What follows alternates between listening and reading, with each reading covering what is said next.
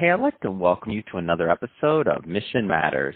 My name is Adam Torres, and if you'd like to apply to be a guest on the show, just head on over to missionmatters.com and click on Be Our Guest to Apply. All right, so today I have David Ciccarelli on the line, and he's CEO at Voices.com. David, welcome to the show. Awesome. Hey, great to be here, Adam. Thanks for having me. All right, David. So as we are warming up for the interview, the first thing I had to say was I'm looking at it, I'm like, wait a minute, why aren't we using Voices.com? We need to use some of this voice talent and this amazing talent you have on the website. So first off, I'm excited to get into the platform and bring that to my audience so that they can also use it as a resource. But just to get us kicked off, we'll start this episode like we start them all with our Mission Matters Minute. So, David, we at Mission Matters, we amplify stories for entrepreneurs, executives, and experts. That's our mission. David, what mission matters to you? Well, we believe that the human voice is unique in its ability to inform and entertain and inspire audiences from around the world. So we exist to hopefully make the world a more positive and accessible place through the power of the human voice. So that's kind of the why statement. But the what we do and kind of our mission is really to create that definitive destination, that go-to place that connects people with the right voice to tell their story, the right voice to bring their words to life. Man, what a mission. And we're obviously brand aligned. I mean, our thought process around voice and just the way it travels and the way that people digest it and just the difference that you can make. It's amazing to me. And then looking at your platform, just the diversity, just the options, correct me if I'm wrong. I mean, it's one of, if not the largest marketplace for voice talent. Am I off on this? No, you're spot on. I mean, we started over 15 years ago. It was a husband and wife, my dear wife and I. We started the company, just the two of us. And, with myself as an audio engineer. And I opened up a small recording studio and actually got my name in the local newspaper. And that's actually how I met Stephanie. She came in because she wanted to record her singing voice and her singing repertoire. We started working together, but because of that same newspaper article, there were other small businesses in town that wanted a voiceover to be done. Mm-hmm. And so they wanted a female voice. So I knew one girl in the city, and that was Stephanie. I gave her a call. I said, you be the voice talent, I'll be the engineer. And what if we just split the money 50-50 and we'll go into business together? So that's how it all began. And you're right. It grew from kind of just the two of us to really becoming the largest platform of its kind with over 2 million freelance voice talent from around the world. Wow. I mean, there's, of course, the range from those who are aspiring, who've been told their whole life, you've got a great voice, you should be on radio, you should do public speaking, all the way through to professional full-time voice actors who do national ad campaigns for the world's biggest brands, narrating for National Geographic or the Discovery Channel, through to, some of those important messages like we are sharing today, those, product explainer videos, maybe a public service announcement, you name it. Anytime that you hear the human voice, fact is somebody's going into a studio and reading that script and kind of giving their all and hopefully communicating that message with intention and that it hits home with the audience the way it's meant to. So I don't want to assume there's a lot of businesses, a lot of people out there that are thinking about content creation and things like that. And when they hear the word voiceover, a lot of times, or just voice talent or things like that, they start thinking entertainment, they start thinking movies, they start thinking a lot of other things. But now in this day and age of content creation and brands needing, and when I say brands, we're not talking about Coca-Cola here. I mean, this could be the local bakery. It could be whatever. It doesn't matter now. It's all changed. It could be the contractor. I mean, a lot of different things. Like you need different types of content. My preference is for professional talent. I just think it comes out better. I think it represents brands better, and it just sets you above the competition in many ways for certain types of content that's being created. You have a very unique vantage point. So in explaining that, you have a very unique vantage point because you sit at the helm of watching what pretty much many businesses are doing in terms of content creation and things like that, specifically related to voice and otherwise. What are you seeing? What kind of trends, what's interesting to you in the marketplace that you're seeing?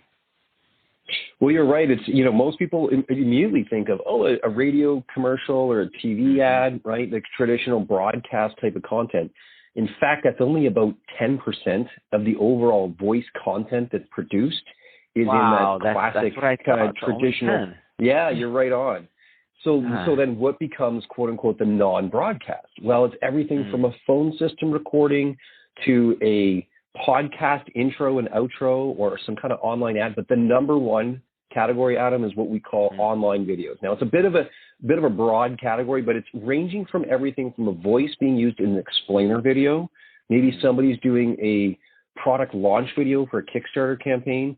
Maybe they already have a business and they're promoting it on social media, but you're right, they want to have a professional talent. But yeah, I mean, there's any number of applications, but this online video category grew at over 200% this year. So it's definitely the fastest growing, and they're relatively easy to do. They're often 30, 60 seconds at most, kind of cost a few $100 to get done by a professional, and they can turn them around in a day or so. So there's a lot that kind of leans into and kind of captures this thirst for, when we say marketers, like it's not necessarily the big brands. We've got a lot of small businesses that are creating their own content and telling their own story. And they're realizing that voice is a powerful medium to be able to do that. So lot of platforms, obviously, in the marketplace that serve different needs for voice or marketing or different things in general. Like, what do you think are one of the things that separate Voice.com, let's just say, from some of the competitors in the marketplace? Yeah, I mean, the rise of the freelance economy is certainly upon us. I think there's huge, generalist platforms like the Fiverrs and Upworks, which we have tremendous respect for. I mean, they've really both gone from startups in their own right and become publicly traded companies on the stock exchange. So they've just really overtaken, the world in a lot of ways. Now, I would say how we differ is we try to offer a purpose-built experience all around listening. So just like you would go to, for instance, on LinkedIn, you'd be reading somebody's profile. Do I want to work with this person? What are their credentials? Same thing on a general kind of horizontal freelance marketplace, like those I'd mentioned previously.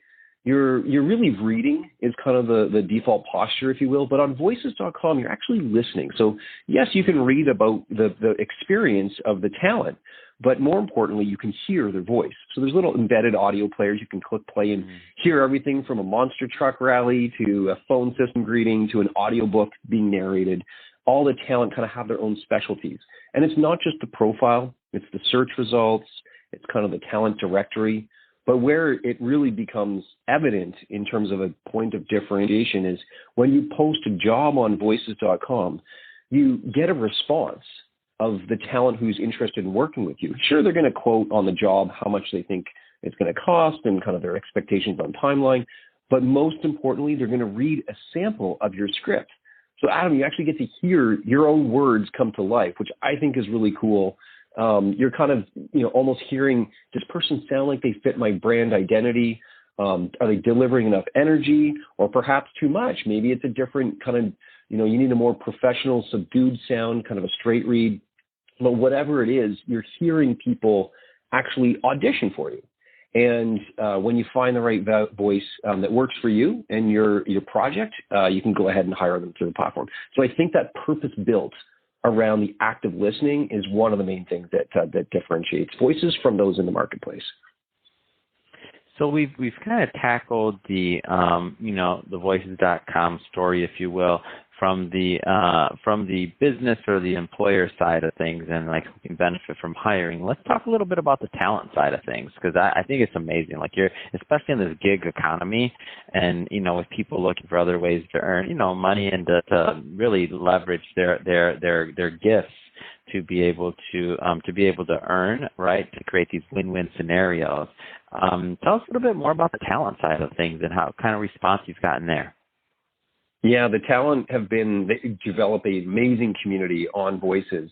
And I mean, this industry's been around for well over 100 years. I mean, in the early 1920s, actually, it was Mel Blanc was hired by Warner Brothers to do the first voices for animated characters like Bugs Bunny and Tweety Bird and Porky Pig. And really, since then, the industry's operated much the same way. you have, a big producer or a studio that wants to hire a talent. And historically, they work through a talent agency, and you'd have to be in New York or at Los Angeles. But nowadays, the cost of the home-based recording studios is kind of somewhere in the $2,500 to $2,500 range, where you can work with your probably the computer you have, a USB microphone, soundproof your room, get some recording software that might be a couple $100 for a pro version of some of the software to record yourself. So the technology's made it more accessible. And then being able to tap into a marketplace like voices.com to be able to get access to these job opportunities, of which there's 5,000 new jobs rolling in every month. So lots of opportunity to go around. 5,000, so that's significant. Yeah, 5,000. Yeah, I mean, we started with one, right? I remember getting the one a day, and then it was like, one a week, then one a day. So it's pretty incredible. The talent, I mean, our business is based on shared success with the talent. And this notion of shared success is really important.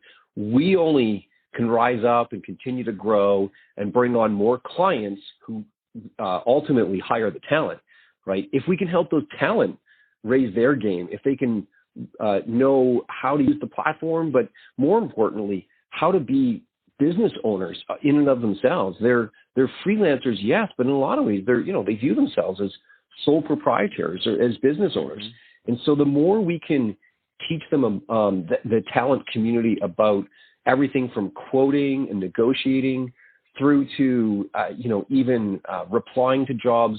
The craft, there's a lot of coaches and other agents, that we bring on as experts on our own podcasts and other kind of documents and resource guides. But we ultimately realize that we're only as successful as the talent are. So that kind of feeds into our thinking about how to create a community, but a community who's supportive of one another, who encourages one another. I mean, and then, a couple of times a year, there's some fun events that we do. One I'll highlight is the upcoming Voicey Awards, where we celebrate kind of the most successful talent on the marketplace. Top voice in radio commercials, top voice for internet videos, top voice in any of the categories or ages or particular language as well too. And we send them out some nice trophies and some awards as well too. So these are the type of things that can create community. And we hope to do a lot more of that in the future as well. Oh man, the Voices, that's awesome. I'm in. That's really cool. And I think it's one of those things that when you talk about like platforms and why they've grown, I just feel like the DNA, the culture that you're building, not just internally, but with the community at large, that you've built over, I said, I think it's the last 15 years. I think it's amazing. Yeah, that's right. How important has the culture been? Like, how would you attribute that to maybe some of the growth? Yeah, I would take this kind of two angles. There's the inside view, right? And there's the late Peter Drucker described the role of the CEO, or really any business leader, is to bridge the outside world with the inside world, meaning what's happening out there in the market with your customers, in the news and media, in developments of technology. How does that apply to your business? So your role as a leader is to bridge that gap. But then inside the organization, you're the information bearer. You need to synthesize and make sense of it all and relay that to your team. And so part of that is like, do you have a culture where information is free flowing, where you're very transparent with how you're operating, how you're performing as a business? And so we've gone to lengths. We have some, routines or rituals, if you will, where we do that at voices.com with a team of almost 130 employees, full-time employees now. That support the community of, as I say, several million. But one of those routines is what we call the weekly huddle, where every Monday, just before lunch at 11:45, we used to get all together in person and kind of huddle up in one big room. But now, of course, we do that all virtually. But in doing so, we run through good news for the week. We talk about our numbers. We share any customer impact stories. And then we celebrate kind of any thank yous near the end of that. So these type of, culture isn't just, kind of merely something we say and we talk about, but we try to live that out through these touchstones throughout the week. The weekly huddle is one. And then once a quarter, we do kind of a more elaborate version of that called the rally, which is another great experience. But I mean, maybe just to put a finer point on it, Adam, I'd say culture is best defined as behavior in the absence of policy. So if you as a leader never wrote any handbooks down or guides of corporate behavior, how would everyone behave, right? And how are you going to act, and how do you treat customers? And it's that kind of inherent sense of responsibility, that inherent sense of behavior, that being played out in real time, that's the true essence of what culture is. I think we've created a great one at Voices, and hopefully that's extending out to the impact that we're also having on the customers that we serve. Fantastic. Well, David, it's been great having you on the show today to learn more about your background as an entrepreneur. Also, Voices.com, the community you've built. It's amazing, and they also get the vantage point from the inside, and your views on culture. I can see why all of this combined has definitely been a recipe for success. If people want to learn more and they want to connect with your team, what's the best way to do that? Yeah, I think the best way to get involved is just to visit voices.com and click the sign up button in the corner.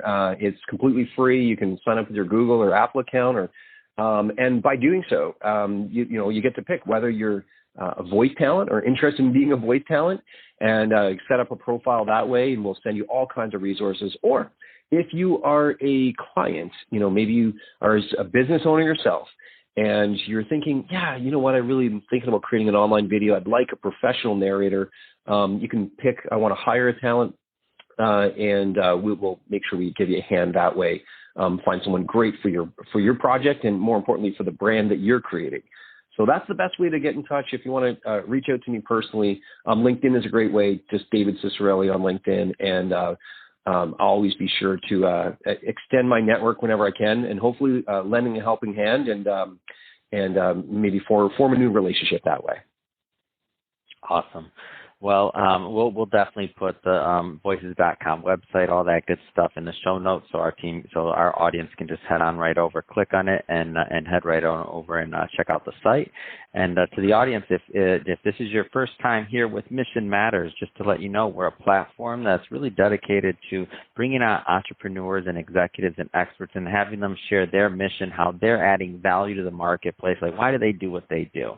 And our goal with that is to hopefully inspire and educate our audience and all go along this journey together. So if they are into that type of content, we'd love to have you hit that subscribe button, because we have many more mission-based entrepreneurs and executives coming on the line, and we don't want you to miss a thing. And David, really, it has been a pleasure. Thanks again for coming on the show.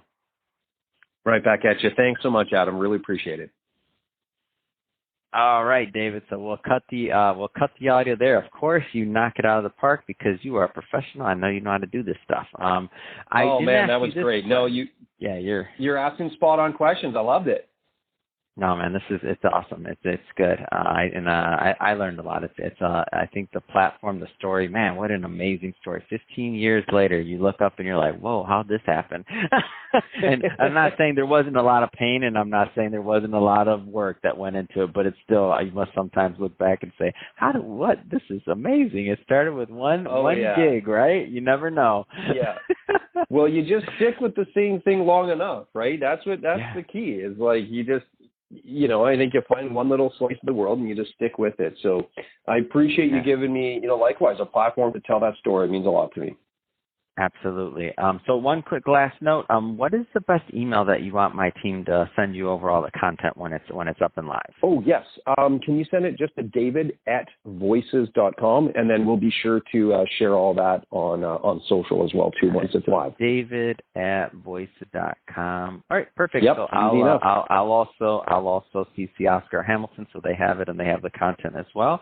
If you need anything else, you have my contact info. Feel free to reply. I'm here. Okay. I will. Thanks. Awesome. Thanks, my friend. Thank you so much, David. Thanks. Appreciate it. Bye-bye. Take care. Bye now, Adam.